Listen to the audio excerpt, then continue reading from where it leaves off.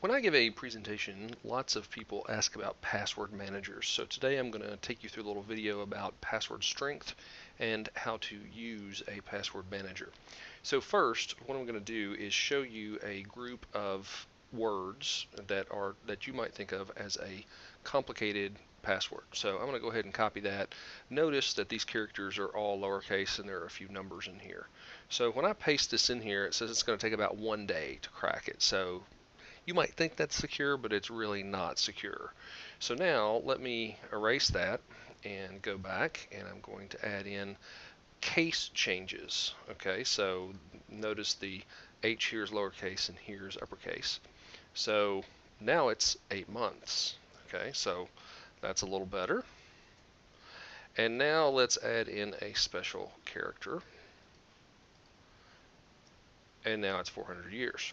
So notice the length of these passwords. They're not 4 digits, they're not 5 digits, they're a lot longer than that. And now what I want to do is I am going to put a passphrase in place. So we're just going to call this goat hyphen mange hyphen apple. And I am going to copy this and watch what happens. 51 million years. Now, if you were to look at these, which one do you think you could remember better? Well, it's the passphrase as opposed to the password. And I'll show you why that's true. There's a little XKCD comic about why this is true and how difficult it is to guess and then how difficult it is to remember. So I'll link to that in our system. Now what we can do if you need help building words, there's a neat little tool called Diceware, and what you can do is you can say, hey, I'd like 4 words in here. So you can then copy and paste. If it accepts spaces, you can do that, but if not, you can copy. And let's take a look at this. I'm now going to paste it. I don't even know how many zeros would be behind that, but it's quite long. And then if we go over here to the Kaspersky, then I paste it, and it's going to take 10,000 plus centuries. This one's pretty neat because you can go down and you can see exactly how long it would take on a different machine. So if I remove that and go to the Kaspersky again, and I start with this one,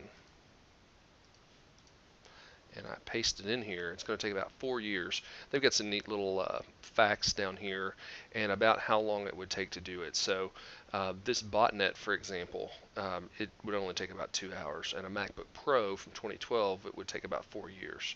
So keep that in mind when you are building your passwords, that we're not necessarily after something that does not use plain words, so we can use a passphrase, and that is better than any of these 3 passwords. Now that we have a passphrase and we understand the importance of that, what I'm going to do is show you the password managers that we recommend and how you can get them. So here is Dashlane. It's just dashlane.com. And they have a really neat feature in that if you need to change your password to a site, you can click a button, and as long as the site participates with them, it can go ahead and change that password for you. So for example, the other day we heard about the Yahoo data breach. All you'd have to do is log into your Dashlane and click change, and it would change it for you. We use 1Password here at the office, so we have a password vault set up for our clients' usernames and passwords where we manage those systems. This is multi-platform, and then the one that I'm going to show you today is called LastPass. So it's just lastpass.com, and there is a free version. That's what I've signed up for to show you in this example today. So signing up for these is very easy. I'm going back to Dashlane, and if I click download now, it'll download. They almost all have browser plugins, and I'll show you how those work in just a second. So now I've got my LastPass account. Now I want to talk about a few things related to these accounts. Before you start using them, there are a couple things to keep in mind. LastPass stores your data in the cloud on their servers. It's encrypted, and et cetera, and you can read all about that. 1Password stores your information either locally, or you can share it on a site like Dropbox or Box.net, Google Drive, any of those places, so that you can have the same password vault, which is the thing that stores all your passwords, and you can access it on your phone or your tablet or your computer. Same thing with Dashlane, it can do those things too. Now, notice they all have autofill in there, which is what we're going to take a look at in a second. But I want to jump down to account settings first. So lots of these account settings are the same across these different systems. This is again the free version of LastPass. So I'm going to go into account settings, and when I open this up, uh, notice there's a bunch of items across the top that are kind of grayed out, so they might be tough to see. Just keep in mind, this is the account email. You can have a master password, and it will tell you when that changed. If you put a reminder in, you can see that. You can set the date, time, things like that. Now, I could have a recovery phone, but since this is a demo, I'm not going to do that.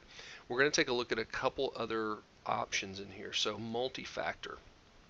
Keep in mind that you have a username and a password, and that is one factor.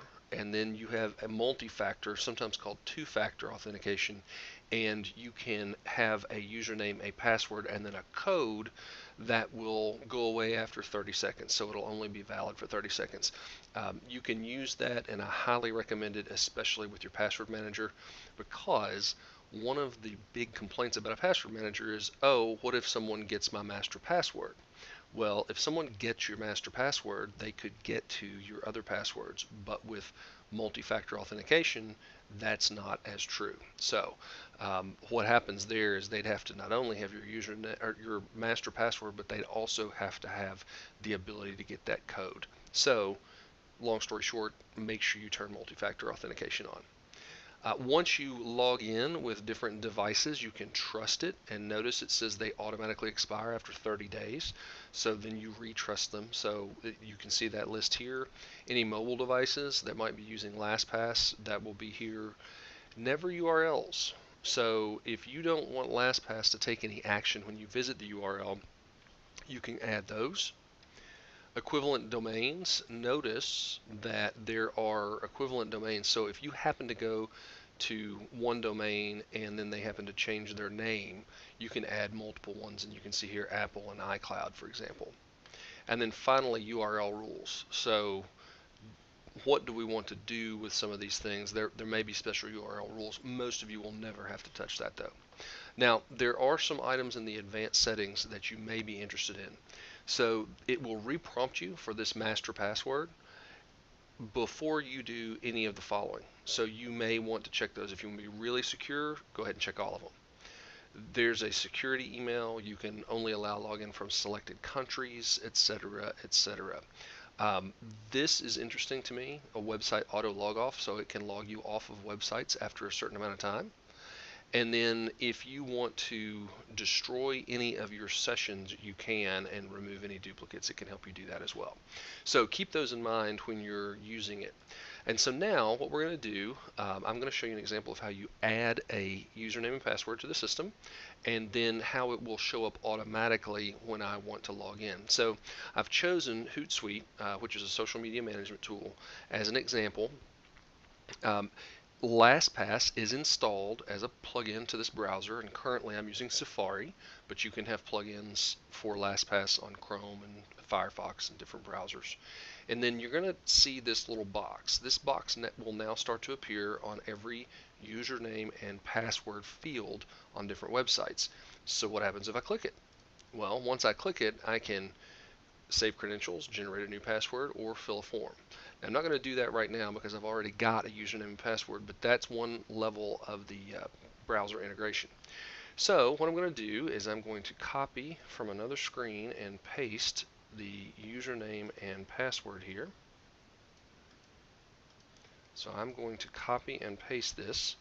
So now I'm ready to sign in. When I click sign in, of course, it's not going to let me in right now. What happens is it says, should LastPass remember this password, yes or no? So you can say yes or no for that. So if I say save site, what happens is it's going to show the URL up here, and this is a really long one because I just made a mistake and put in the wrong password. So all you do is delete that, and now anytime I go to Hootsuite, it's going to try to put in this username and this password. Okay, now there are notes that I can put in about that. There are also advanced settings if I want to do that. I'm going to go ahead and click save. So now it is saved. I can go back to Hootsuite, and now what I want to do is I'm going to go to their homepage just to show this to you. Then I'm going to click login. Now at this point, I've got my settings on LastPass to autofill, which means it's going to put the username and password in for me. If you want to turn that off, you can turn it off. That's no problem to do. It's just a setting. And then all I have to do is click sign in. So for those of you who think that it's really difficult to use a password manager, the password manager has done the following things for me. It's prompted me to save private information, which is great. It also makes it one click easy to log into sites. And then finally, something you may not be thinking about is it prevents me from having to worry about a keylogger on my computer, because all it's doing is moving everything in the form of some pastes. So let's go back and look at our sites. So now we're back at the LastPass website. We have one productivity tool in here. Here's Hootsuite. Notice I can do a couple different things. One is launch it. Another is make an edit. I can share it if I need to, which is really handy in the event that it's a shared resource inside a company, for example. There's a way to share it, and I can choose whether to allow them to view it or not. So what this does is this will email them a link they can click that will log them in, but it will not show them the password. So it's a pretty slick thing to do. And from here, I can go to edit. And for example, if I want to disable the autofill, I just click that button. Now the other thing that will happen is if I had the correct username and password, I just click launch. It's going to open a new tab, and it's going to try to log me in here. So notice there was it missed it. So what I need to do is I need to come into the login area, and I'm going to copy it. So this is what you do when you have to correct a URL. So now what I'm going to do is I'm going to paste that. So now I'm going to click launch. Notice it's here. It automatically filled in the Rocker Risk login and password. And now I have a number 1 here, which means LastPass understands I have one entry for this particular URL. And I can click that, and if I want to, I can go to Rocker Risk, or up here, I can just go straight to my vault and view the list of all the saved passwords. So this is how you use a password manager. I'm going to show you how to do this again. So let me close out some of these tabs.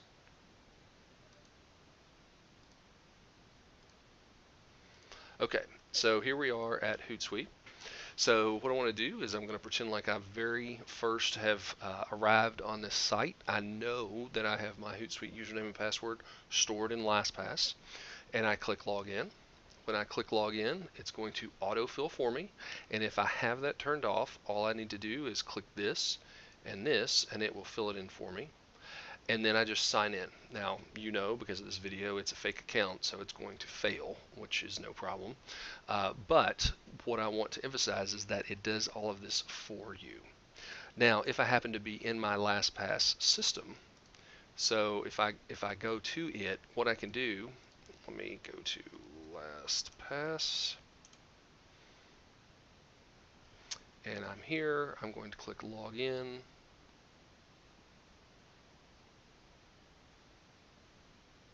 And it's going to load my sites.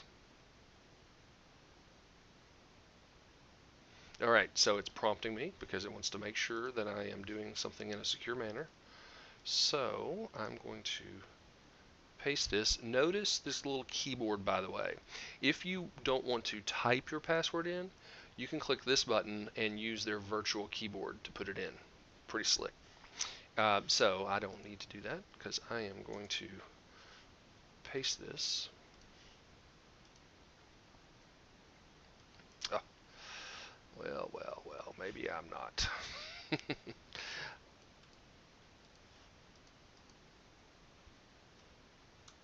Oh, good old LastPass doesn't want me to paste anything, so that is a nice security feature. It's a little annoying for me though. So I'm typing this.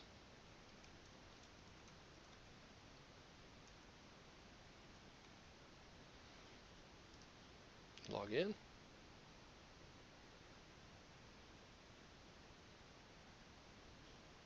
and now I'm in the system.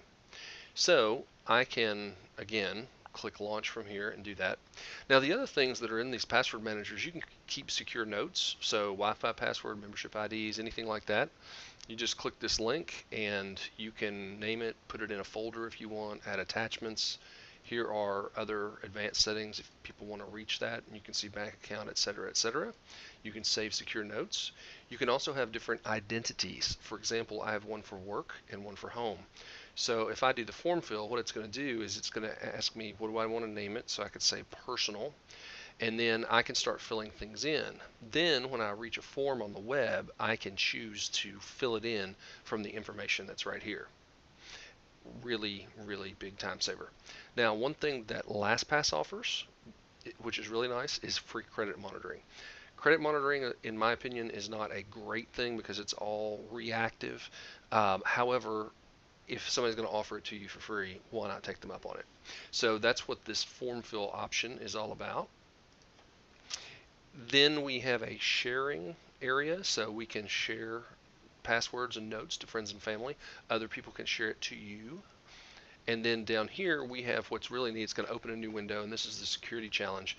So what it does is it analyzes your security and takes you through just how secure your passwords are. It'll tell you if you're using duplicates and things like that. Now down here you have an emergency access item. So in the event there's an emergency, how could you do this with somebody so they can get into your username and password? And then if I click on my account settings down here, I've got some options here as well. So you know what that is. And then finally, if I click these three buttons, I can generate sharing keys, refer a friend, go premium. This is their enterprise version, which is great for teams. Then there's an advanced import, export, etc. There's the credit monitoring, one-time passwords, which is really nice if you only needed a password for one session. So this is how usernames and passwords should be stored by everyone now. This is my opinion, of course. You can think whatever you like about this. We recommend them because so many people reuse passwords and they use passwords that are alike, and that's a real big no-no. So again, to sum this up, use a password manager.